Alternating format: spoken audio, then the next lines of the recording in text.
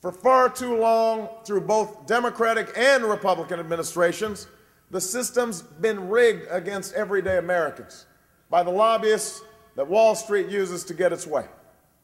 Think about it. The top mortgage lenders spend $185 million lobbying Congress, and we wonder why Washington looked the other way when they were tricking families into buying homes they couldn't afford. Drug and insurance companies spent $1 billion on lobbying, and we're surprised that our health care premiums and our co-pays and the cost of prescription drugs go up year after year after year, and key providers in the health care industry, nurses and workers, all they get is more hours, less pay. The big oil companies play the same game, and we wonder how they're making record profits at a time when you're paying close to $4 for a gallon of gas. Brothers and sisters, the system is broken.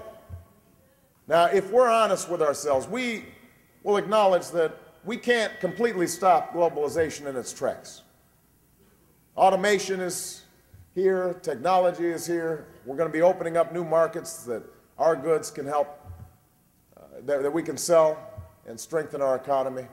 But what I refuse to accept is that we have to sign trade deals like the South Korea agreement that are bad for American workers. What I oppose and what I will always oppose are trade deals that put the interests of Wall Street ahead of the interests of American workers. That's why I oppose NAFTA. That's why I voted against CAFTA. That's why it didn't make sense to normalize trade relations with China without asking more from China. I will oppose the Colombia Free Trade Agreement if George Bush is insistent on sending it to Congress, because the violence against unions in Colombia would make a mockery of the very labor protections that we've insisted be included in these kinds of agreements. People feel like the system is rigged against them. And here's the painful part. They're right.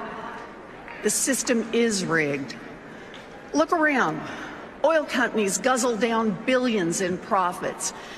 Billionaires pay lower tax rates than their secretaries.